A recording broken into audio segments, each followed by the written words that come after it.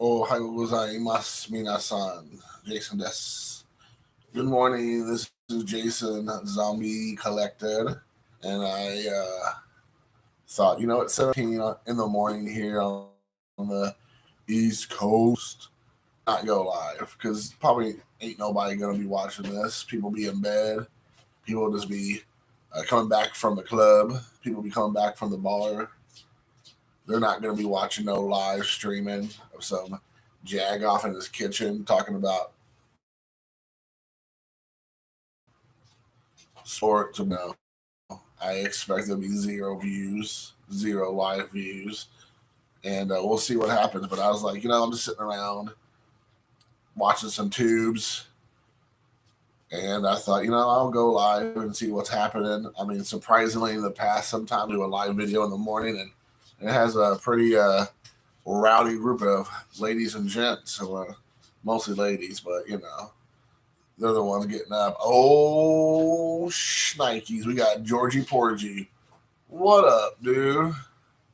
It's a special elite club, YouTube legends.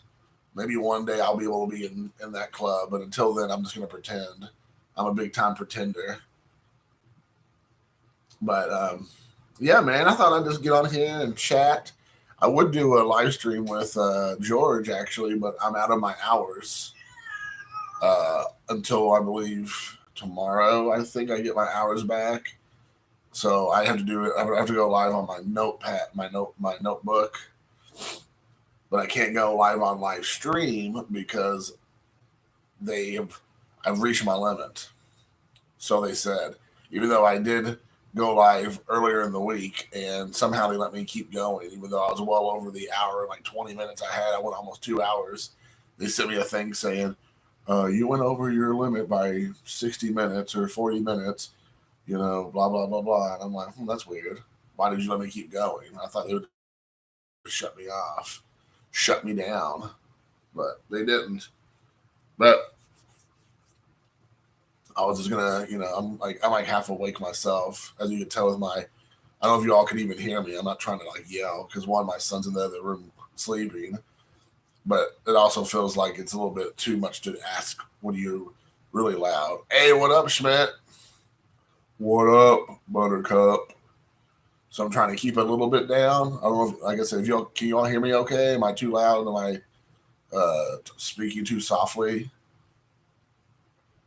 Yeah, it is. The stream popo is out to get me, dude. That is 100% legit. Legit Layla Hirsch, legit. But I did have a topic I kind of hit upon. Okay, you hear me? All right, cool. Thanks, George. I did want to have a topic I kind of want to hit upon, and it's something that I thought it was really cool. Awesome, good. Thank you, Schmidt. And Schmidt, I was going to ask you, what is your first name, if you don't mind me asking, unless you don't want to share it. Like, I always hate calling people by their YouTube handles unless they just prefer it that way. If you don't mind, I would like to call you by your first name, so I don't have to keep saying Schmidt Collector. But if that's Andrew, thank you, Andrew. That answers that question real quick. So thanks, Andrew and George, for being here. But let me know what you all think. I think I kind of went on a tangent a couple days ago. Well, I don't think I know, but there's a part of it that I kind of want to circle back to as the new press secretary, likes to say, for the Biden administration. Let me circle back and ask that question for you later. Let me circle back to the administration. So I do want to circle back to something I had discussed earlier. Oh, okay. Well, that's cool. I'll call you Schmidt then. That's easy. If that's what everybody else does, I don't want to be. I don't be that unique snowflake that tries to be different. But if you guys have been on YouTube for any amount of time, or just even the life in general, I always find it to be interesting that you have people who come to your channel. They act one way. They feel like they say things one way. They act a certain way. They interact with you in a certain way. But then behind like closed doors, and I say closed doors, but they go to other people's channels that maybe they don't think that you watch, or they don't think people maybe see as much, or maybe they just dumb and they don't know that they leave information out there that is completely contradictory to what they said in other videos or their posts or whatnot. that you have guys that do stuff like that. And I don't, that to me is like the worst kind of person. Somebody who pretends to be one way to be cool in one group and then pretends to be another way in another group to try to be cool or try to be, relevant. Like instead of just being yourself, like you're like this like floaty, like little 12-year-old middle school girl who wants to be accepted by everybody. So you say whatever you think other people want to hear, or the specific like guy who runs a channel like myself or whatever. And then you go and like say the exact opposite or try to be Billy BA behind closed doors or whatever. I've never been a big fan of that. I don't know what the general consensus is, but I feel like as men, you should stick to your word, even if it's not in a popular opinion, or maybe you're on that hill by yourself sometimes. And of course, people can change and people can come to. I feel like I've had kind of like an awakening myself, but I don't go around and talking smack on one channel or like trying to be the cool kids group on one channel and then do something different on another channel, or like go and say one thing there and then I come on here and do my own thing and do the exact opposite. It is like genuine people. I think sometimes nowadays are hard to find. Like having even can I dare I say honor, having conviction, even if that conviction is not popular to others. It's something that bothers me, and I wanted to say this because Jimmy Guns and I have had like lots of back and forth over the years, and we've kind of amped it up a bit recently, all in good fun, all in good in respect. And I think he's a solid dude, and I think that he has a good heart. And I don't know a lot of his story. He alludes to it a lot, and he did a video not too long ago talking about if you really want to know a lot about him and his story, there is a place you can go and look for it. I think he said he left a link in the description of him basically being like a guy that he doesn't want to be anymore, and he's trying hard to be turned away from, which is great. He's a family man now, and he has children, and I think that's a big wake up call for a lot of people. And I think that's great. And but there's the thing is, like, the flesh is weak, and sometimes people will say and do things that make you go back to your old self, and it's hard sometimes to try to stay away from that, because it is sometimes your nature, and it's not a thing that anybody's proud of. And I mean, I'm not by any means saying like, I'm some tough guy or whatever, but I'm very strong-willed and opinionated, and I have convictions, and I stand by those things. I don't walk around like I'm some like tough guy at all. By far, that is not the case. But I'm not also back down from a fight, and also not scared to speak my mind. And I think that sometimes can get me into trouble with people, not just on the YouTube community, because I honestly could care less about that, but just in life in general, because it is sometimes a pill that's hard to swallow, for sure. Straight PIMP, baby. Way to go, George. I know you are. Big pimping. And I think that the thing that Jimmy said, and I liked what he had to say, is that, people are drawn, and it's just human nature, to drama. Like, you can do a video, and I even make a mention of this in my response to him. Years ago, I mean, up until my self-imposed sabbatical, self-imposed exile, back in like April or May of last year, when I just finally had enough of the community, of the hobby, of sports and stuff, and I still do to some degree. I'd left and started doing completely different stuff, and I still was, around, but I was not as much participating as I have been now. But I was a different person, and I think people can change, and I think sometimes, you're still who you are, even though you try to be a better version of yourself. There's parts of you. Hey, what's up, Richard? What's up, brother? You try to be a different person, but sometimes it's difficult. You have to kind of put the kibosh on it. You got to put the lid on it. You got to be proactive and not letting the other person seep through the cracks. Yeah, and I agree with you, Schmidt, for sure. And I mean, I agree. And I guess my thing is that, if you have a problem with somebody, why do you even continue to be around that person? Like, if you don't like them, You think they're, fake. You think they're, they're just doing it for whatever the reason, like it's some kind of popularity contest, then why would you continue to stick around? And it's because of the drama. And, Jimmy kind of hits on this in his video from last night. He said, he'll do a video, with either his kid or kids, or he'll do one about just cracking open wax and talking about like doing a big hit or a huge rookie card. And that video gets like 60 views, 70 views. And he has like, I don't know how many, I think he said he had like 1,700 subscribers or something, or 1,600. And then so I mean, that's a really low amount of views for a guy who's getting closer to 2K to only have like 60 views. I mean, and this is no slight against Jimmy or anybody, but I'm like, I'll do a video where I'm showing like random Japanese cards, and I have a third of what he has, less than a third, and I'll get like 40 or 50 views, I mean, and to me, that's great. But then, like he says, to his point, hey, what up, Mikey? Good morning, Ohio gozaimasu. The subject is, Richard, that I'm just talking about, like, just the overall, like, negative vibe that you get on YouTube a lot with certain people and how people are drawn to drama. And, like, when, there's drama going on, they're all about you and your channel. But if you're doing this, like, your normal, like, hobby stuff, then you don't get the same sort of traffic or whatnot, or like interest engagement. And then, like, he would talk about doing a video, and like, of course, like Jimmy has a much bigger channel than my own, and he would do a video where he's doing some like quote unquote drama type topics or like some clickbaity type things, and he'd admit to that himself. And then all of a sudden it goes from 60, 70 views to like hundreds, if not 1,000 views on a video, because people are drawn to that. And I mean, my thing is that, yes, I've known that from the beginning, and not that I have by any stretch of the imagination figured that out above other people. Of course not. It's not like I feel like I'm quasi a smart guy, but I'm not the smartest guy. I may be the smartest guy in the room, but not the whole building. You know what I'm saying? But, I think that, over the years, I've kind of played the heel a lot in the YouTube community, because I'll call people out, and people gravitate towards that, because guess what? They don't have what's the right word? The huevos.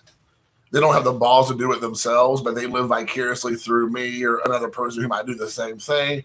And so they get something out of that. And I'm aware of that. And I'm, and the thing is, I've never been, I've never been like threatening. I've never been like mean spirited. At least I don't think I've been mean spirited. I've reacted to actions that I thought were inappropriate. And, and now that I'm no longer doing that per se, like I might talk about sports, but not necessarily the YouTube community, unless I feel like it's a personal attack on me, like that whole thing a couple weeks ago with a guy who I will not mention his channel because I don't want to give him one iota of eyeballs to his channel, because I think it's like, a sad situation there with that guy. But, people are drawn to that. And when you decide to take that quote unquote high road, which is kind of silly that I even say that, but when you've kind of turned the page and you've moved away, people think they know you. So that gets me to a point, because there's a guy, and I'm going to say his name, and it's kind of interesting, because this is he's an example of what I'm talking about. And it's literally what I had just said a day or two ago. And then this guy goes and does the exact same thing. So there's a guy, I don't know nothing about him. I don't know his channel. I don't know nothing about him. And I'm not necessarily even, maybe I shouldn't say his name. Maybe I should be that guy that says nothing. But let's just say there is a guy in this community who comes to my channel, mostly my live streams, and interacts with me and like wants to have a nice dialogue and acts like he's a friend of the channel and all that jazz. And then he goes on to Jimmy's channel, for instance, and then like kind of try to like, run me into the ground, trying to talk about like I'm trying to be somebody I'm not, to try to get into the YouTube Hall of Fame. And I'm like, these are the people. And it's kind of the same similarity with this other guy weeks ago with the whole YouTube Hall of Fame shenanigans with drunken tirade, that people don't know my channel. They know me from my live streams. Maybe they might know me from only my Jason Handy videos, or like if they think it's a rant they pop on. but like they don't know me from my actual channel. Like I have, 7 months, I guess, better part of a half a year, if not longer. Once I've been back, like stayed away from all that, and people still, they think that there's like some kind of like it's like a game or something. Like I'm trying to pretend to be somebody I'm not. And I'm like, man, dude, like if you go to my channel now, like I'm not doing that. Like that one guy was the first time I really went in on anybody, quite frankly, And then um, there was like a little side issue that again, 2 times that happened to me this year since I've been back with Jason 2.0, as I like to joke around about, or Zombie Collector 2.0, that people came at me like I had nothing to do with nothing, and people just have a hard time of believing or coming to terms with somebody can actually change what I believe is for the better without the drama, and they're just like beside themselves, and so they create the drama on their end, trying to pass it off for on like it's like something I've done or said, which hasn't been the case. If that was the case, then there'd be all kinds of people coming from all directions, pro and con. But I didn't do that, and I think that people who they want to play both sides of the field. They like the drama. They like to think they know what the situation is. It's like if you really know what's going on, then you'd be watching my channel a lot more than just a random live stream or a random Jason Handy video. Especially recently, I haven't even done naked. I haven't done those videos a lot at all, really. And when I have done it, it's about sports or about the hobby in general, not necessarily about any individual person. Right. So, yeah, I mean, definitely, you hit the nail on the head, Mike. Negativity definitely sells without a doubt. George, I'm glad we're in separate rooms. That's hilarious. That is our secret, Mike. You're right. Yeah, dude. Schmidt, you're exactly right. Sticking to the areas that are a little bit maybe less likely to get into some drama is always a good thing. Hey, good morning.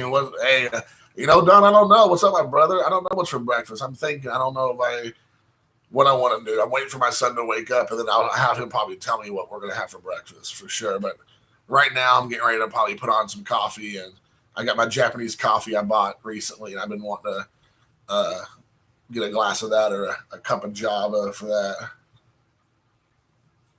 Let's take a look here what George said. Straight talk.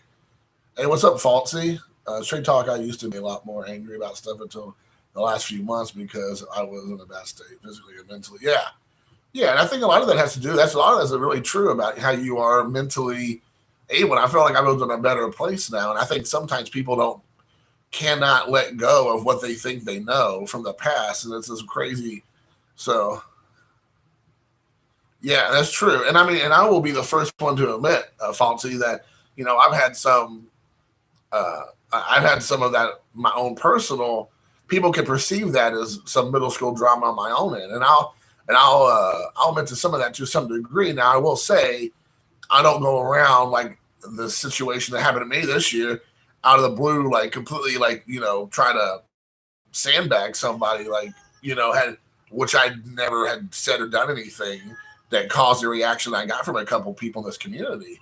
My reactions in the past have been because specific situations that came about, and I call the person out or the people out on that.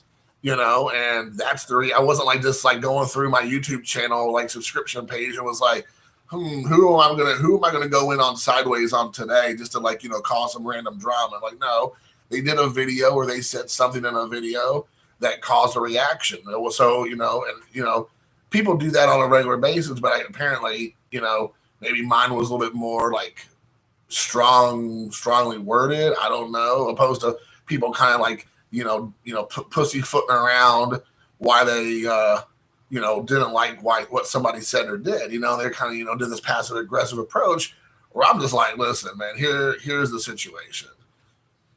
And so it goes back to what I was initially saying is that I don't have time for people that come on my channel or even in my life, in my YouTube life, if you want to call that, who wants to play both sides of the field and think like they know me or know my channel or know who I am because they think I'm trying to get into the YouTube Hall of Fame, or which has already happened, or that they think I'm trying to play nice, like is it a real thing or not? I mean, here's the thing: if I was like, if I was just pretending, do you think I would have been this much committed since like, I don't know, September, October, whenever I stopped, doing all that? It wasn't like it had nothing to do with anything except that I had changed my approach, and I've kind of like softened a bit, kind of like what George was saying. Like it's like you kind of you might get into a situation where you're not in the right mental state of mind, or not physical. You're upset about life in general, or you're just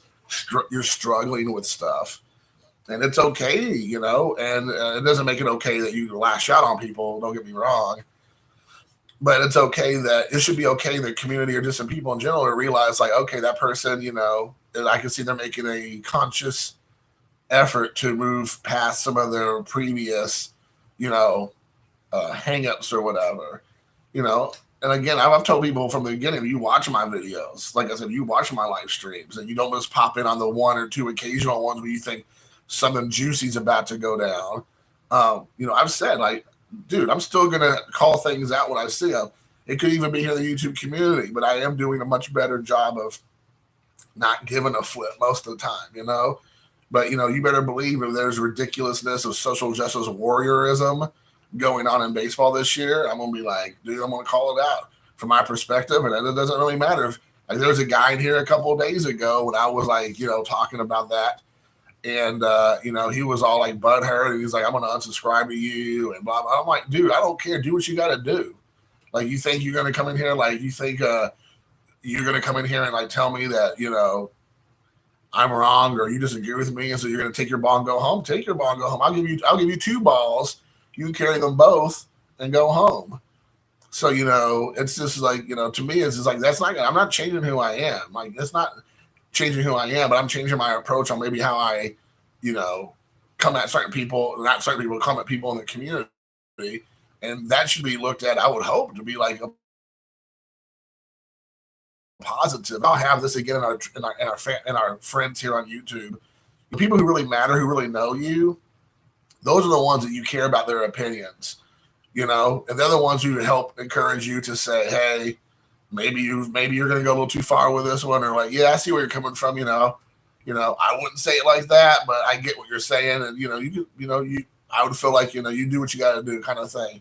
And those balls could be blue, Falsey. Yes, they definitely could.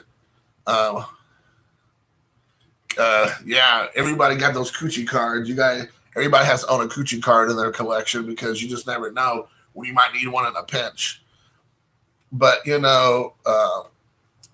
but it's true. Like, the people who matter are the ones in your life, and they're the ones you listen to for advice and listen to and give off as a sounding board.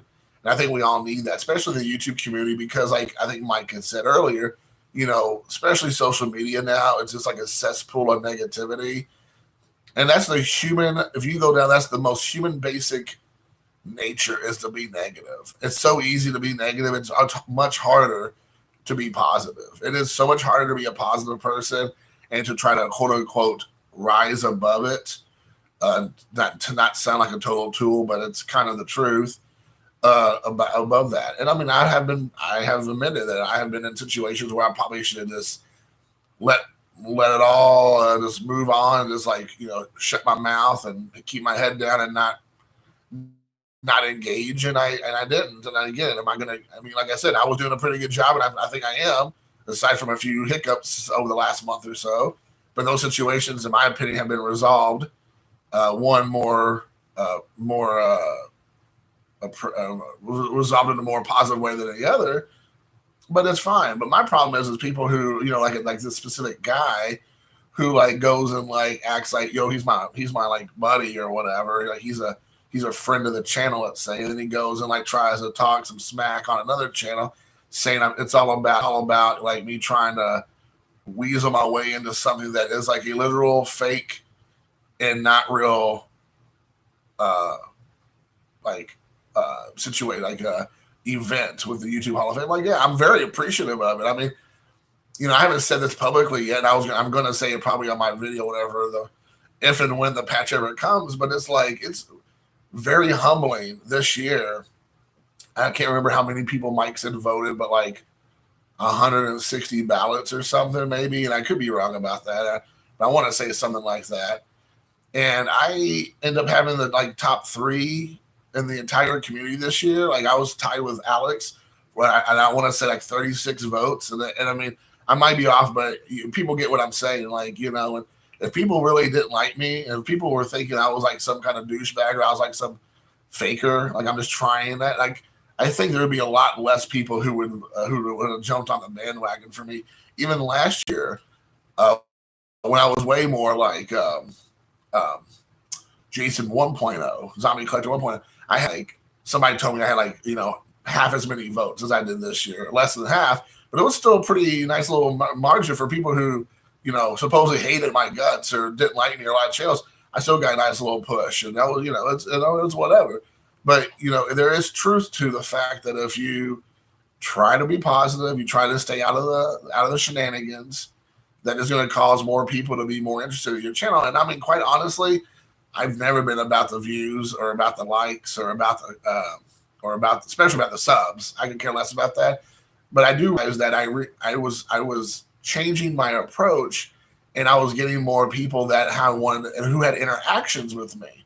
And to me, it's all about the interactions. I don't care about the views. I don't care about the likes. I don't care about the subs. What I do care about is the interactions. And I started realizing that by me changing my approach and me being real, authentic, not because I'm trying to do anything, but a byproduct of that was just me being able to bring people to the channel who might have been on the fringes and didn't want to really interact with me because they thought, man, Jason, he's a hothead and, he acts, erratic sometimes and all that.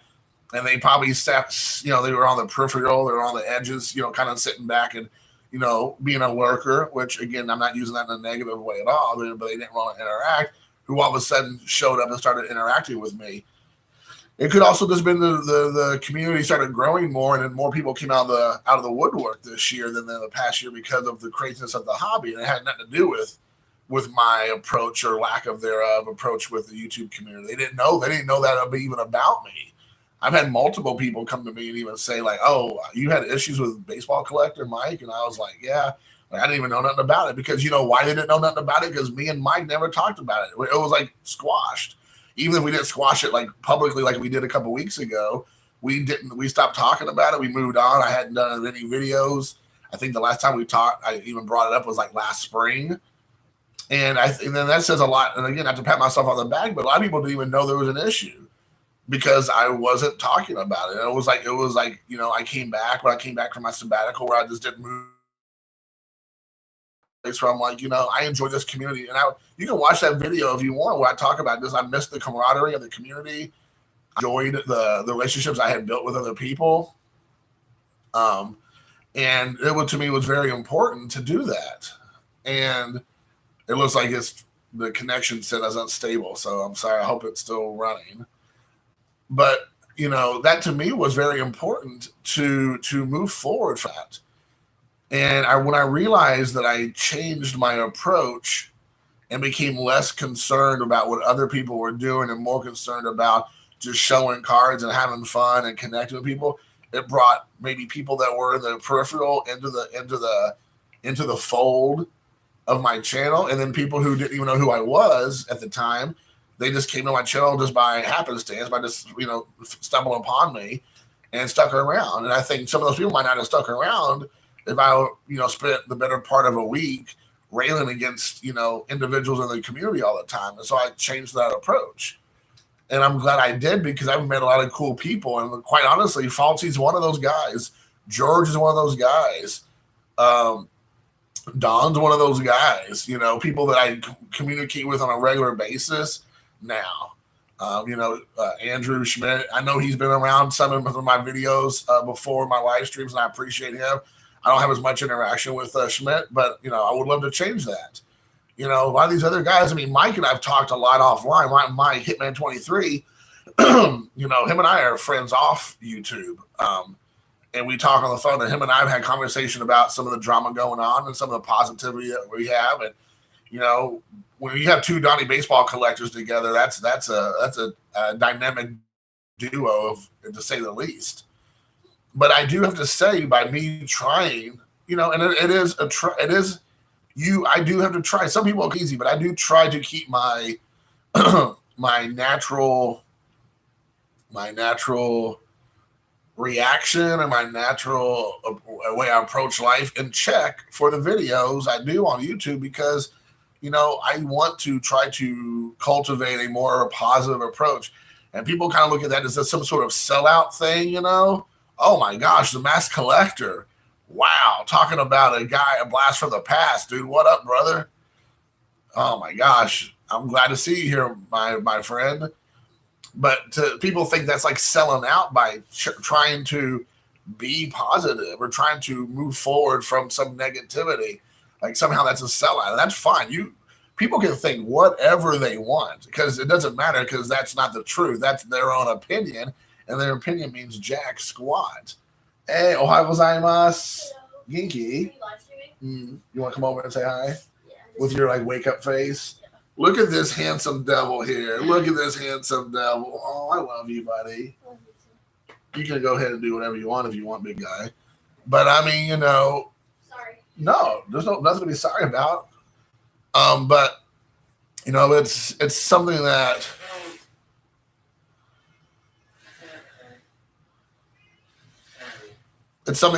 I've worked really hard to try to move away from, and then people said that's like selling out, or it's not authentic, and it's like, dude, like, what do you want? Do you want the guy who's always just like being like that guy, like, get off my lawn, like a crotchety old man?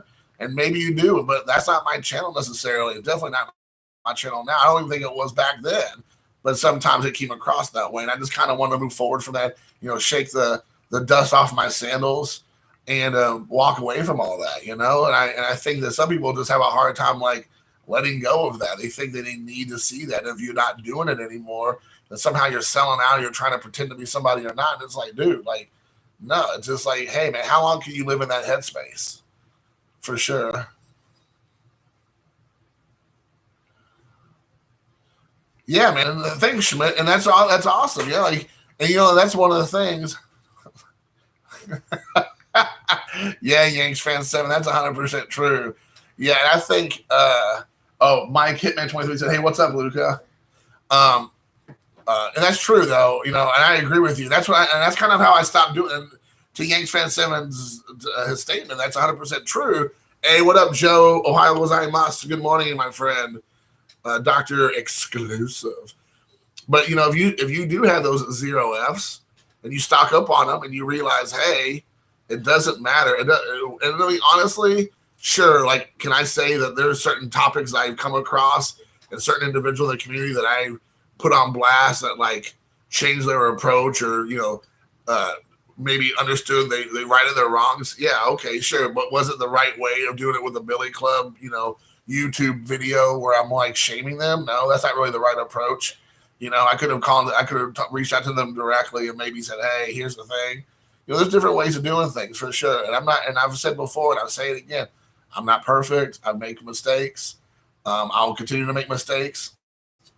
That's the one thing I'll promise anybody, is that I'll admit when I'm wrong and I'll make mistakes, but I'll continue to try to improve. And I think some people just can't let that go. They get an image in their mind and they think that's who you are. And when you're no longer fitting in that mold, that bothers them. Like it's a shock to their system, thinking like, how can you not be that person any longer? Like, I need you to be that guy. And when you're not being that guy anymore, they're like, it bothers them to a certain degree. They want that negativity because that's what they feed off of. So yeah, I had some people asking me if I had an issue with John because of the video on the. Yeah, I mean, I'm sure most Johns would be offended if you sat your butt on their John and did a video while you're doing that. That's for sure. You got no issue because you ran out of tissue. That's right, brother. So I mean, it's for sure, and I do agree. I do like. To Andrew's point, Schmidt's collector's point, which I do enjoy, is that, by me being who I am and me starting to do more live streams with people, and now all of a sudden, and I'll say this, I don't care what people think, like before I started doing my YouTube hangout sessions with people in the community. Ain't nobody was doing that, dude. They would do like an interview with a certain collector, maybe, and not to my knowledge, I should say. I didn't the dozens and dozens and dozens of YouTube people that I follow, maybe even into the hundreds. I don't know. I was not seeing anyone do that. Okay, and I'm not trying to pat myself on the back, but again, when you have a good idea and people see that you're having a good idea, other people replicate that idea. It's not like I created it or nothing. But let's be honest, like me doing like this right here, live streaming, like that's a lot of what people know me for. The same people who come to my live streams are sometimes don't even come to my actual YouTube channel to look at my cards or my collection. That's kind of what Jimmy was talking about as well, where people come, and I'm not, by no means this is drama, but people might come because they think they might see drama. They might think they might get some hot takes that I might have, and there might be some of that. But I hope to a much lesser degree, but they don't come to my actual videos. And I think that people started seeing like Jason's getting so many, YouTube guys into these live streams. They started losing their minds. Like they're like, oh my gosh, like this is the untapped, part of the community, because you have like people like Bench Clear that would do an interview on Mike's channel where he do like the Golden Age of Cardboard, or you just have whatever, like even Mark and Bob doing like their own personal cardboard, like podcast, and they might have a person pop on, but it was like scheduled and it was pre-planned, and it was, there was like a direction that you're going with it, which is all cool and great. Nothing wrong with that at all. But I was doing these like random pop-ups where I'm just like getting like this guy from here and that guy from over there and this dude from right there and putting them in a live stream and then like mixing it around and then be like, boom, here we go. And now all of a sudden I'm starting to see more and more people do that, and my reaction, like again, to be straight up, to be transparent, my visceral reaction is like, dude, seriously, like you're taking my idea of like, doing this and trying to capitalize off of that. But you know what? It is what it is. I'm looking at it as an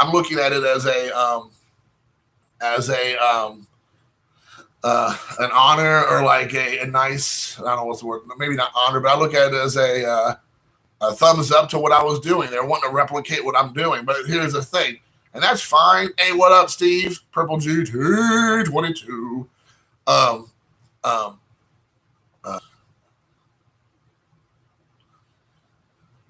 Hey man, thanks, Mass Collector. That's good. That's true.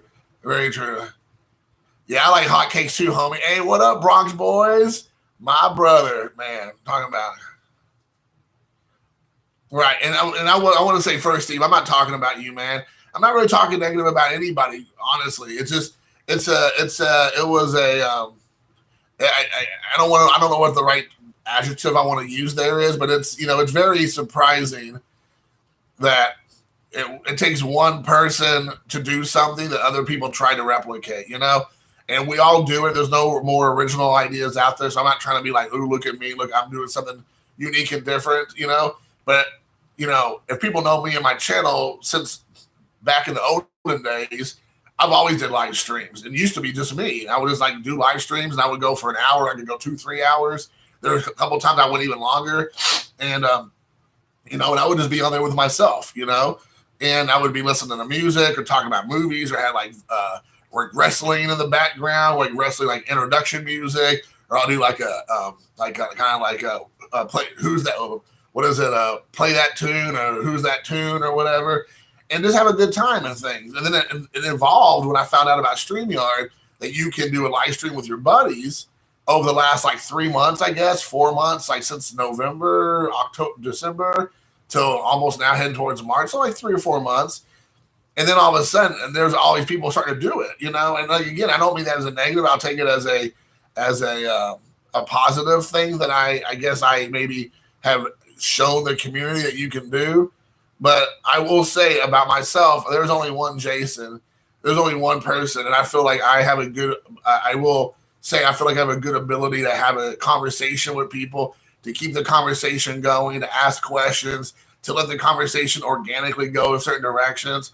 And, if you watch me in my live streams with my friends, or like even sometimes people, I won't even say necessarily my friends, but like acquaintances, like I let them direct to where the conversation's going. Like sometimes we'll talk about football, or we'll talk about basketball, things that I don't have any interest in and don't have any much knowledge in, and I just let it go there. You know, I just kind of sit back and let them do their thing. And I think that's fine. You know, I don't have any ulterior motives, but the thing is that just by proxy of me putting people together in a live stream, it causes people like Schmidt was saying to come to your channel, because then they're like, oh, you know, you have some of these big guys on the channel who are much bigger than me, and maybe you have much more definitely interesting collections or perspectives or views on the hobby, whatever, and that gets people to come to my channel, you know, and I get a lot of views. I might get some subs out of it or whatever. But I mean, that's not obviously why I do it, because at the end of the day, unless you interact with me on my actual channel, my actual videos, not just my live streams, I'm probably not going to see much of you, because I don't know who you are. Like, you pop in for, you know, an hour and a half for a live stream, and then you disappear. And then you might pop back on again if it's another live stream. And there's nothing at all wrong with that. But I think a lot of people chase after that, other channels. Like, they want to do that. And I mean, and that's fine. And some of them just like the idea of hanging out. Like, I have a lot of live streams I do with my friends where we don't ever hit the live button. I mean, we do a lot of StreamYard without hitting the live button. Like, I did that yesterday, the day before, with a couple guys for an hour and a half. We're just like hanging out, talking. I know that's not as exclusive to me and a handful of guys I do that with. I know a lot of people do stuff like that. So again, don't get it twisted. Like, I'm not trying to be like, oh, we're the only ones doing stuff like that out there. You ain't doing all that. Like, no, not at all. But there's plenty of times we don't even hit the live button. We just hang out. But, you know, I started thinking like, well, let's just do these live, because people enjoy like just people just bantering back and forth and enjoy talking, and people can, you know, interact that way. Now that's a cool thing, because it's like you're hanging out. It's like legit hangout. And you know, and you just let the conversation go organically. There's nothing wrong with people who do like a more podcast interview style either. That's great. And there's definitely a place for that. But I think for me, you know, when you have a variety of people in there, it kind of keeps things fresh. It keeps things moving, you know, and if a topic or a situation kind of gets a little bit stale, you have somebody that might throw in something else that like kind of throws you off to another direction, which you can kind of go in that direction. If that situation kind of gets a little bit old or stale, then you go over here, you know, and it's just like, that's fine, you know. And not very many people, unlike me, can continue just to talk nonstop, and I believe to be somewhat engaging and entertaining. Some people can't do that, and then when you have another couple of guys you throw into the mix, it could be for a lot of a heck of a time. For sure, you know, it's a heck of a good time without a doubt. Hey, well, all right, yeah, I appreciate Steve. Yeah, I mean, there's no backhanded comment at all to you, Steve. I didn't even know you were doing it. I had to stumble upon it when it said somebody was mentioning like, hey, Steve's live, and I was like, oh, let me go check it out. But that was not at all a knock at you at all. And it's not knocking anybody. Like I said, it is what it is. And why would you not want to why would you not want to go live and talk to your friends about sports cards? And then other people can jump in and enjoy. I mean, which is hilarious, because me and George, KBO Collections, like, we did the exact same thing last night. It was just me and him, or yesterday morning for him, and last night for me. Now it's morning here and it's night there in South Korea. But I mean, we do the exact same thing. You know, he reached out to me. He was, hey, what's up, dude? We're chatting, and then he said, hey, I'm going to go live here in a few minutes. You want to join? And I was like, heck yeah. And we ended up doing like a, I don't know, 2-hour session almost. It's him and me, and him and myself were just talking about Asia, Korea, Japan, ball cards, collecting, PSA. I mean, it just went everywhere. And I think that's a great thing. And I don't care if, I don't care if it had 1 view or 1,000 views, or no one was watching during the live stream, or 100 people were watching. It was just cool hanging out with George. Like, you know, I just got to know George over the last few weeks, month and a half maybe. And, you know, even though he didn't vote for me for the YouTube Hall of Fame, it's still cool. But no, like, you know, he's a great guy. I feel like he's the kind of guy that I would definitely hang out with in real life. Him and I think we have very similar personalities. And it's hard to find guys that are just like real dudes. It really is. Like, even this community we're talking about, not to be negative, but a lot of people, I think they do these videos so they want to pretend to be somebody they're not. And then I've heard people say when you see them in person, you know, they're not the same person that they portray to be online, you know. And I mean, when I see George or hang out with George in the last couple of weeks, I feel like that's kind of the truth. Like when I see George, like this is the same dude I believe online that is offline, you know? And I like that. I mean, that's who I hang out with. Like Bob's the same way. Like, you know, Mark from Kentucky, same dude. You know, Sean Stealing second. Guys I literally hang out with a few times a month in person. Great guys. You know, and I know that would be the same case for Mark Stowe Sports and Alex Bowman 53, guys I'm really good friends with. That's who they are. You know, they're not trying to pretend to be anybody else. You know, and I love that about what we do, and you do that with the Hangouts, with the StreamYard Hangouts. That's really what it is. I think that's really cool because then you're getting to have that little. It's when you see each other in person, you have that interaction. It's like it's just natural. It's just like it never like all these experiences you had hanging out with people. Because these live streams bring people closer to me and who I am, opposed to me just showing off cards. So you get to see my personality, you get to see who I am as a person. And the interaction, and so when you do see each other in real life, you know, it just feels like it's just an extension of that. And there's none of this weirdness of like, oh, is this guy the same guy in person that he is online? It's like, dude, at this point, if you come to my channel any length of time, definitely my live streams, you know, you're getting 100% Jason, real and in color, or online. It's just the same dude for sure.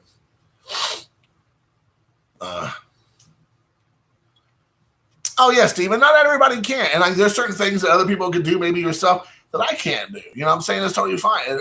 It's a variety, like I told Jimmy last night, is the spice of life. If everybody was able to do the same things, everybody was showing the same cards, everybody treated their live streams the same way and all that stuff, it would be boring and no one would care. Like, you know, here it is, it's 8 o'clock in the morning in America, or in the East Coast. I say America because of Canada's here represented, South Korea's here represented.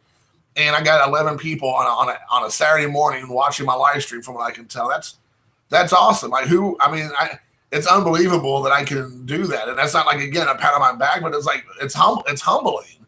You know, like when I first started this 47 minutes ago, I honestly thought I'd be in here talking to myself again. There might be 1 or 2 people pop on or whatever, but now I'm, you know, it's great, and I'm humbled by that. It's not a pat on my back. It's very, you know, like I think a lot of people who do this is very humbling that anybody wants to pop in while you're doing something on live stream, because live stream is kind of like a make or break situation, because you can put up a video and the video just kind of sits around for a day or two and you can start building the views and like the comments or the likes or whatever, or the dislikes in some cases for people like myself.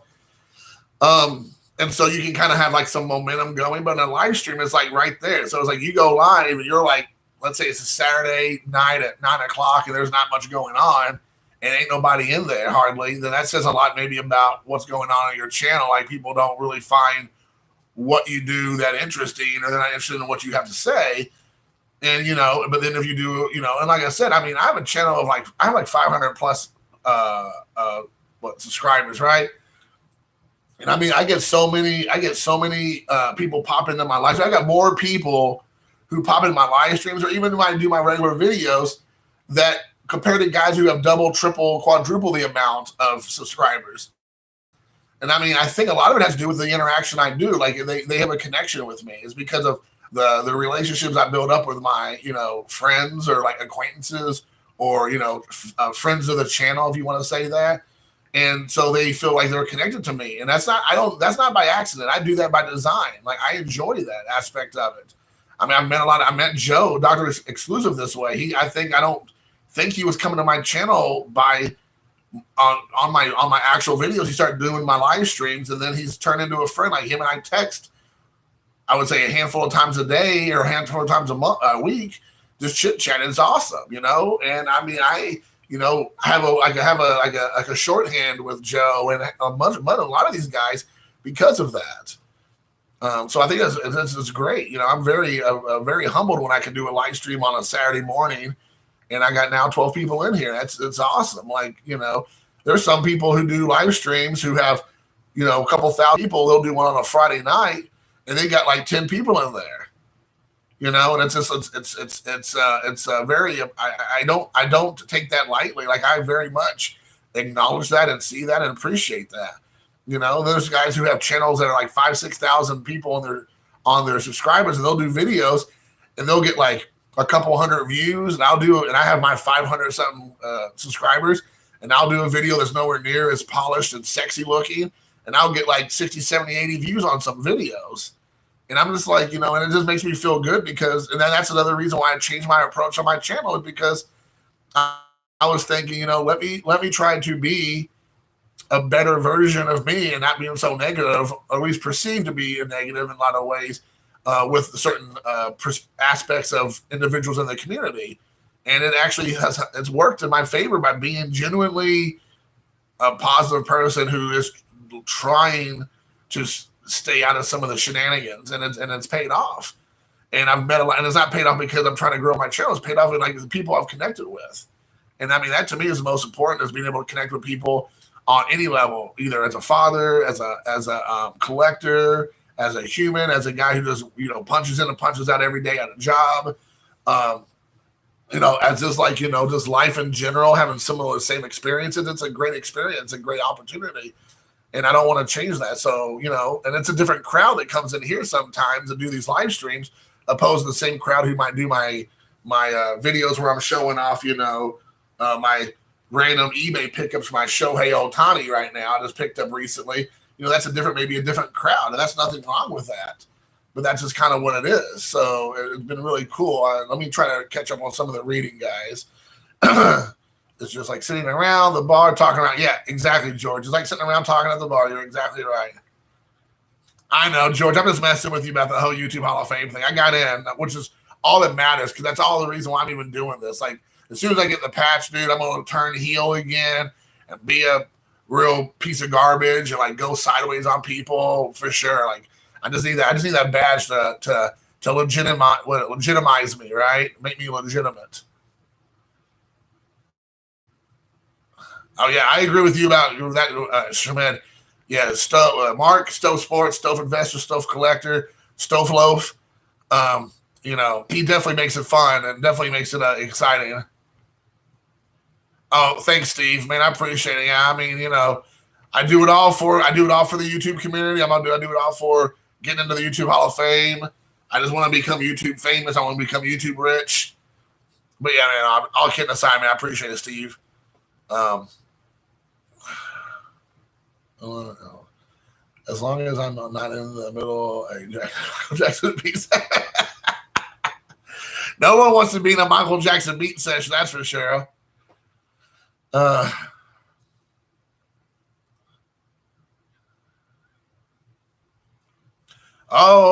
Yanks fan 7, he might have a hot take here. If someone, because apparently Mike said he's like hashtag walking away from doing it moving forward. So if someone takes up the reins, who do you believe Yanks fan 7 will be making it into the class next year?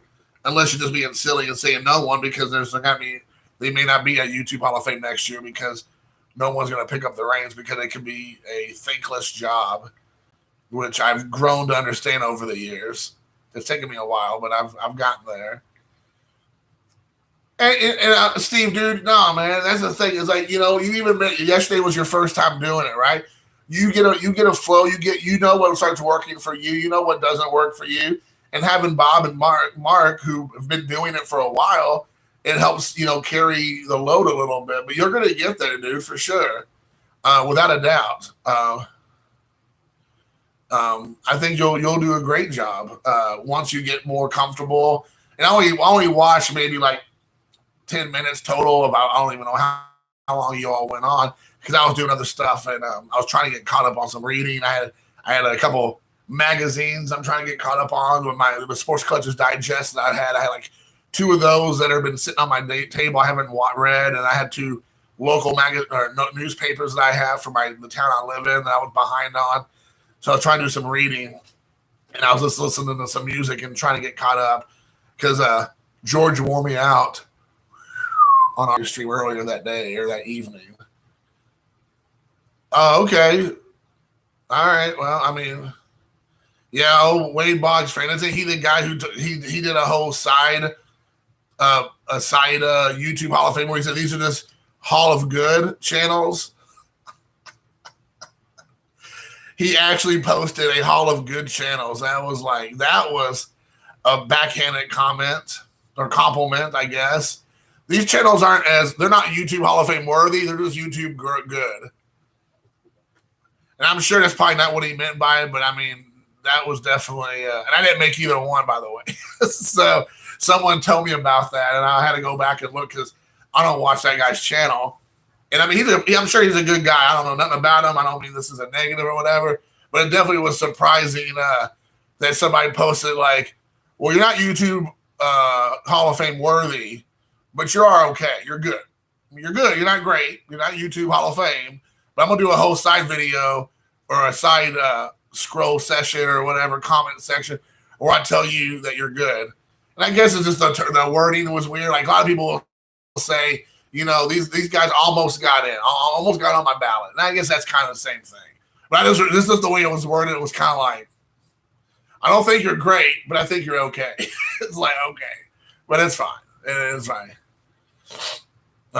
Yeah, man, it's a whole new world for sure. I know you do, George. I know you do, without a doubt. Yeah, exactly, Yanks fan 7. Yeah. And like I said, I mean, again, I feel like sometimes now I got to be a little bit like mindful of how I say things because, you know, I don't want to have to always like to like put things in like too much of a context, if that's the right word. Like I don't feel like I gotta protect my comment too much unless it's meant to be like, you know, a zinger, like just boom, there it is. Because I don't want people to go and get butthurt or whatever. But it's just like, you know, I gotta feel like I gotta like, what's the word I'm looking for? Qualify it, maybe qualify it. Like say, you know, it's not a knock. I just found that amusing. Don't take it personal. Don't do a video where you're like Jason's trying to bury me because that's not true. Because if I was trying to bury you, you would know it. It wouldn't be something I had to try to do at a flippant remark. Like I would make a video where you were being buried. So, but yeah, I mean, I just thought I found that amusing. And also found it amusing that, you know, a lot of those guys on there, like a lot of the guys weren't even make it in. Like none of them were even got in. Yeah. And I mean that's the thing. I mean, and again, I'm not trying to. I'm definitely not trying to draw up any drama or anything like that. But there's a lot of that aspect of, you know, who are the popular channels with certain people in the community get a bigger push than some of the channels who are not as popular but have been longer. And I think that's where a lot of the people had a problem with. You had these channels who they had to wait their 1 year. And they've only done like, you know, a couple dozen videos. And you have other channels who've been around for like 10 years, 8 years. They've done hundreds of videos and they've been a part of the community for a much longer time. And those guys are getting the shaft to a channel that's been around for just a year. And they've done like 50 videos or 30 videos. And they may have more of an impressive collection, but they haven't had the longevity. A year is really too short, to be honest with you, to get into the YouTube Hall of Fame. If we're trying to make this like a true Hall of Fame thing, to be honest, I think you have to be at least there for a couple of years and kind of like build, because so many people are like flashing pans. I mean, how many people do we know that start out real hot and come in hot and then like they just disappear? Like, you know, they get burned out. I'm the first one to admit, like that's happened to me a couple of times, but I never like fully like, you know, like just left. But I've taken breaks and things. And I mean, that's just the nature of it because it's hard to keep going. It's hard to keep doing the videos because of life, because of finances, because of interest. And so if you have a guy like a Troy Rudder, it is a travesty that Troy Rudder is not more, I don't care about the YouTube Hall of Fame, but not more recognized in this community. It is ridiculous, dude. Yeah, I mean, Yanks fan 7, exactly. When you were Darth Fungus, I believe, back in the day. Amish Dave Archer. I mean, a lot of these guys have been around forever and been doing content nonstop. I mean, maybe not every day content, but, you know, a couple of times a month for sure. And those guys are getting overlooked for the guy that's, you know, has a flashy channel or has like, he's like showing off a Mickey Mantle card, other video. And I'm not trying to make qualify my remarks. I'm not trying to make a punch at anybody in particular in the community.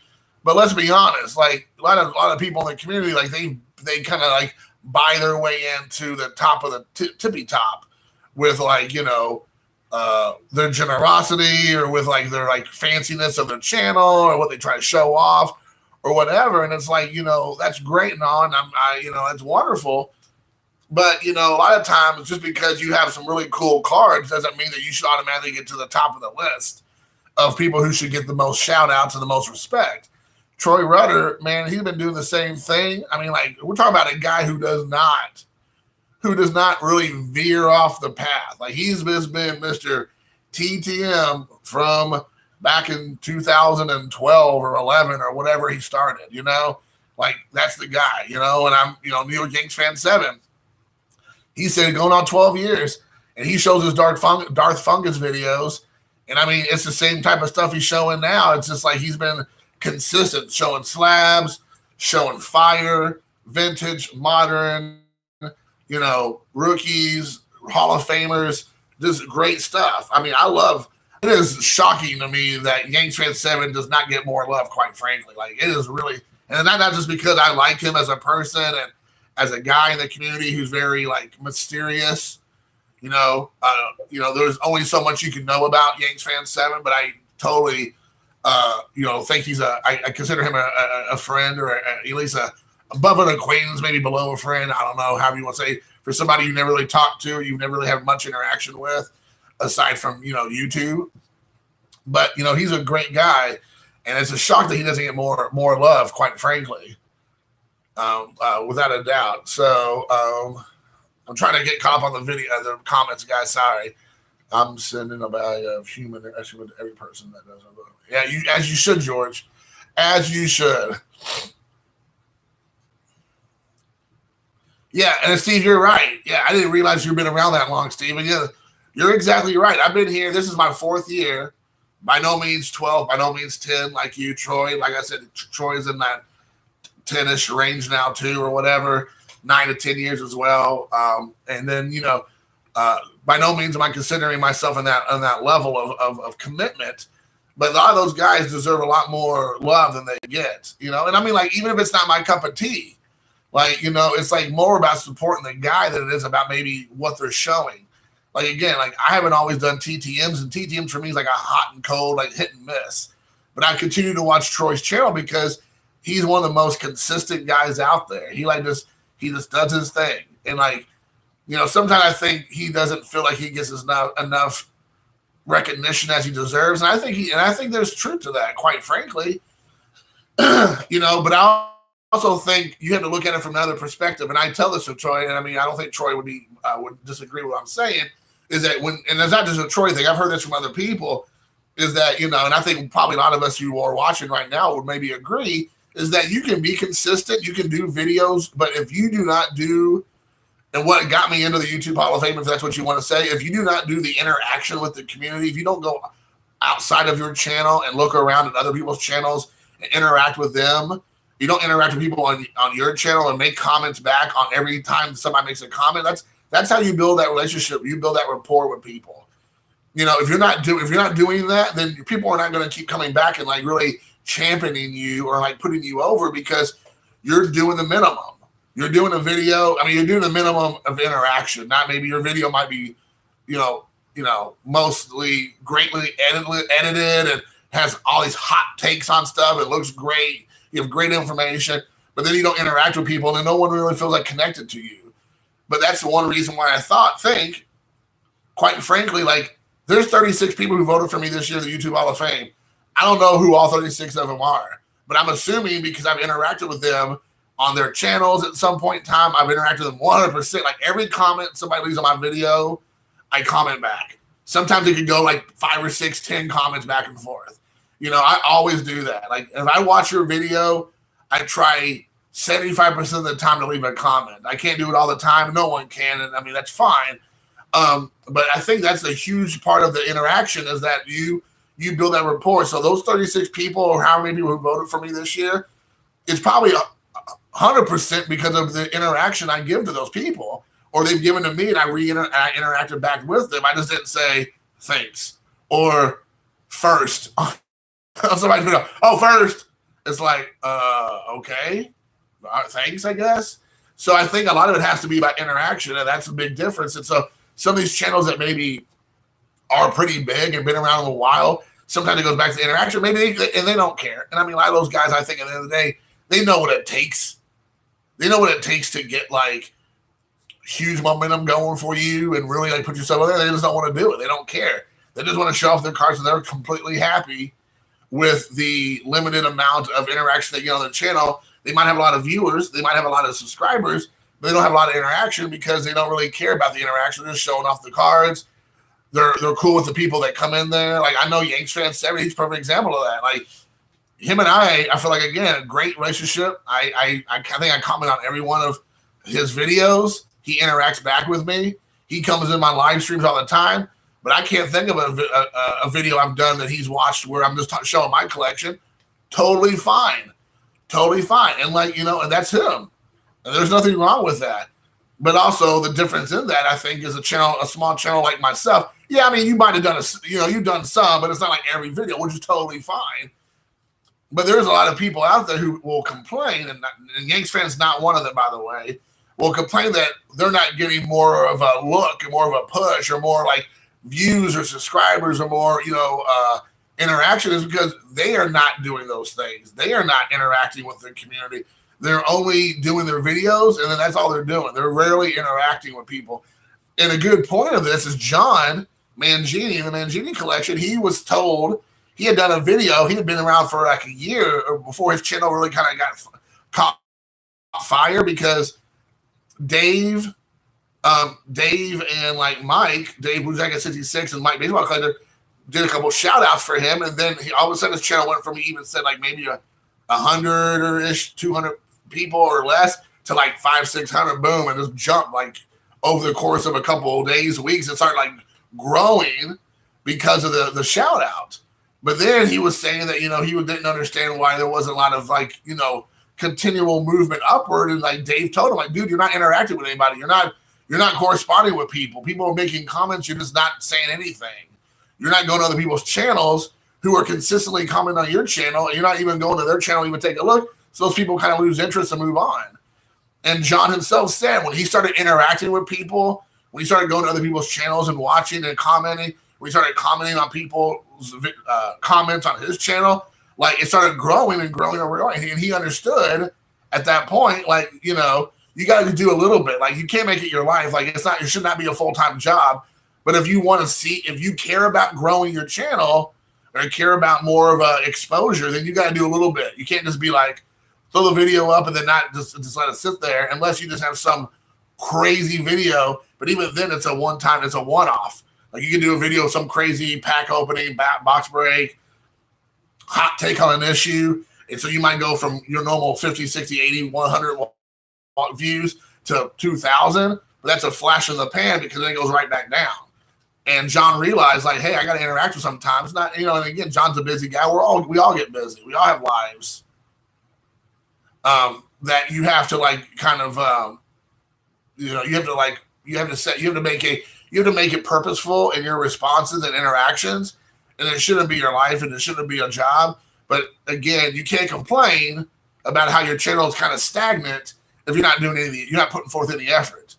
It's like, why am I not getting a raise in my job? I'm doing my job. Well, you're doing your job. You're right. Why would you give somebody a raise who's doing the minimum?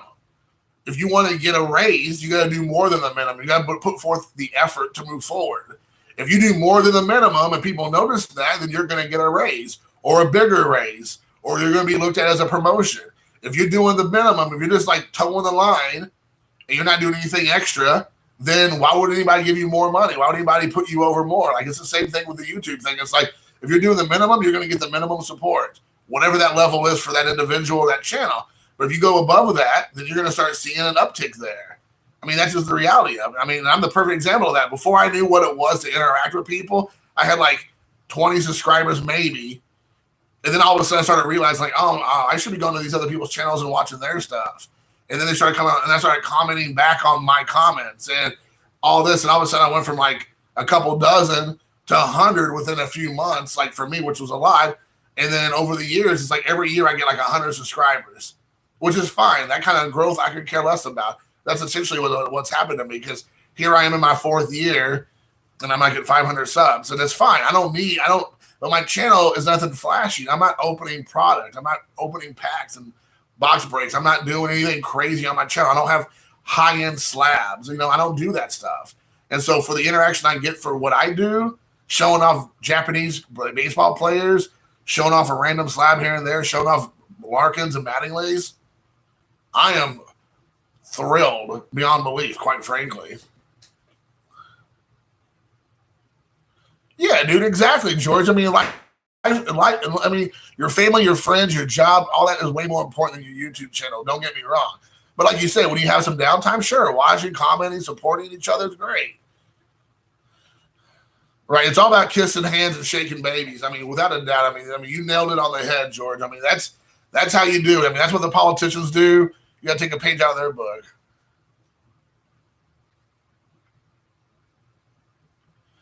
And I will, for you, Yanks fan 7, I mean, the thing is, you honestly probably do no interaction with people, and people just going to come to your channel because you have such a great collection.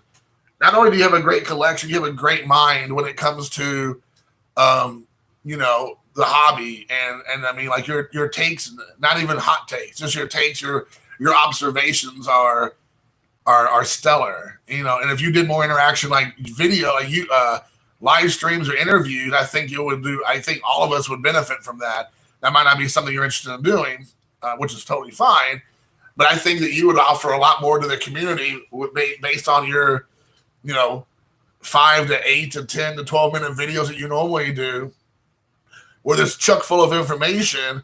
I think it's great that you do that, but I think there's so much more that we could glean from you, sir, that you may not you don't want to do, which is fine, which is totally fine. That's you. That's what you want to do. I mean, like Andrew Nuff Said Cards is another good example. I mean, he doesn't want to go. He doesn't want to go live. He doesn't want to do any kind of face reveal because of personal perspective on his life and his family and what he does, and I totally respect that. So, his channel's full of great knowledge, kind of like Yanks Fan 7's channel is. But I think sometimes we get limited to that because you're not going to get more expanding on ideas or thoughts or views or observations because it's going to be narrowly focused on what they're showing at that time, which is fine. But I think that if I was able to have a video with Yanks Fan 7, it'd be cool to see where the conversation goes, because I believe there's like so much untapped knowledge that we don't get to see or hear because it's strictly to his channel and his specific cards at that moment, which is absolutely love. I mean, the stuff that he shows on his channel, I will not even be able to even sniff. I couldn't even sniff it about how great the stuff he shows on his channel is. But I still watch it because I love it, because I love what he has to say. I love his views on stuff. It's absolutely awesome. And what up, Patrick? Hobbyist. Well, I mean, that's your perspective on that. I know you and me definitely have in the past had very similar views on that situation without going down a rabbit hole and whatever. Excuse me. So I definitely understand maybe not taking, maybe not doing that. But I think that you definitely would. I think we as a community would benefit from you, even if you just did a video yourself where you maybe just I don't know, do a live stream, or you just kind of like just talk a lot about the hobby and the collecting and slabs and rookie cards, and there's like certain players, and I mean, kind of what you do now, but just like an expanded form, quite frankly. I mean, it would be, I think I would enjoy it immensely. I would listen to every second of it or whatever, and any kind of format you would do it in. So I think we got a lot of people in the community who are pretenders, who think they know what they're talking about, who think of themselves as some sort of like, oracles in this community, and I think they like to think that they are all knowing, like Saruman, the all-seeing eye, and has this all figured out, and then that are like pretenders, and they just they've got lucky a couple times and whatnot, and then you have other guys like yourself who I think honestly do know a lot more, but we only get a certain hot takes once in a while because that's how you do it. You're actually temporarily excited the graded car market for the foreseeable. Oh, I'm sure the graded car market, if I'm understanding what you're saying correctly, is like ludicrous. It's like bananas. So I mean, it's crazy. It is absolutely. Oh, exited the graded car market. Oh, exited. Okay, left. No more. Okay, I see what you're saying. Well, maybe, and I don't want to speak for you, but I think a lot of that has to do with the prices being crazy, maybe, uh, because it's been like just out of control.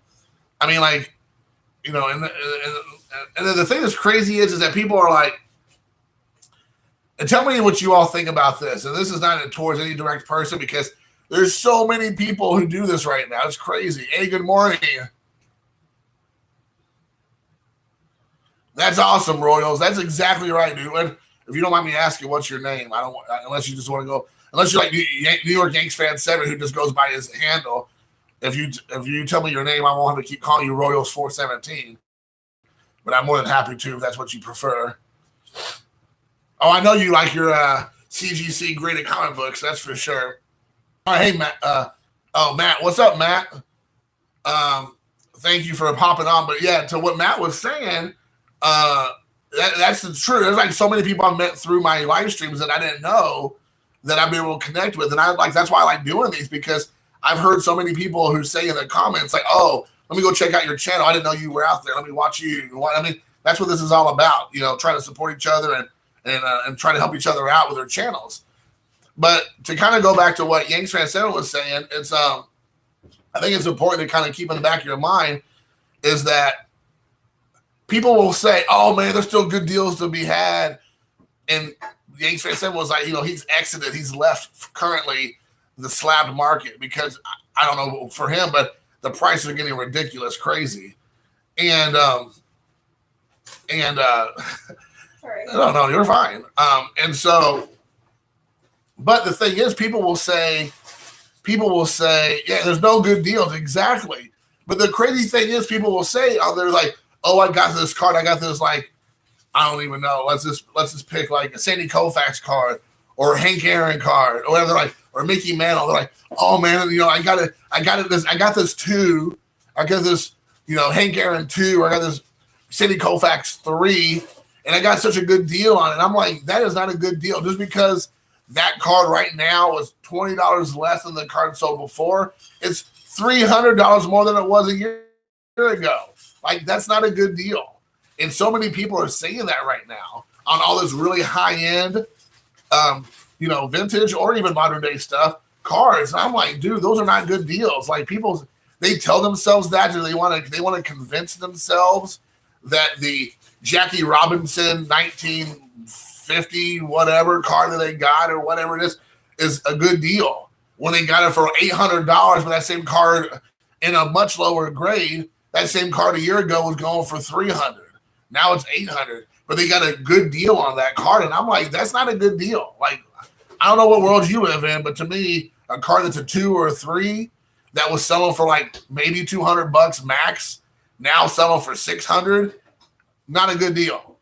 So you can tell yourself that all you want, but you're paying inflated market pricing for cards right now because people are losing their minds.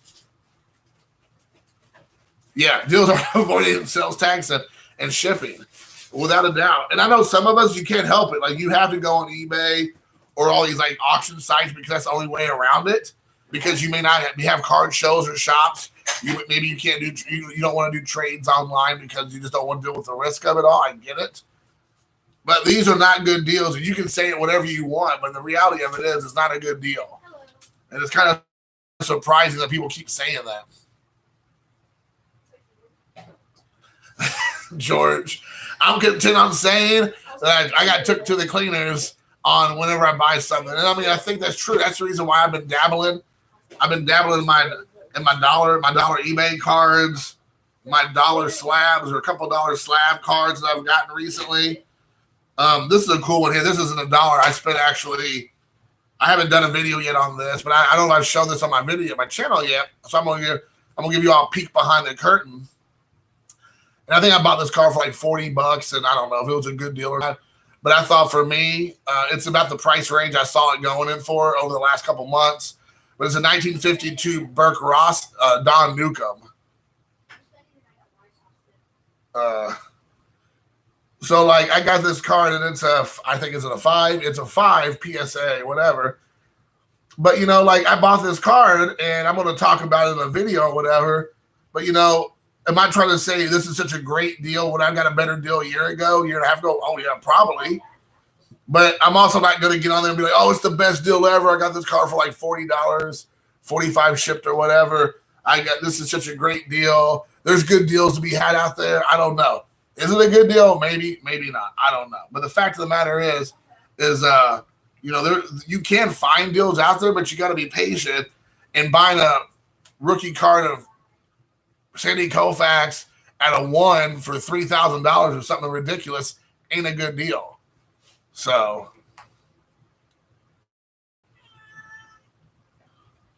yeah, dude. Thanks. Hey, what's up? What's up, Garfield? You want to come over and hang out for a minute? Meow, meow, meow. Yeah, no, you want to go outside, but I don't know about that. Last time I let you go outside, you got whooped by the feral cats in the neighborhood. So, but anyways, guys, I'm going to hop off of here. We're at an hour and 20 minutes. I don't want to take too much of people's morning, but I really appreciate it. And I thank you all for watching, and we'll do it again soon. And until next time, peace.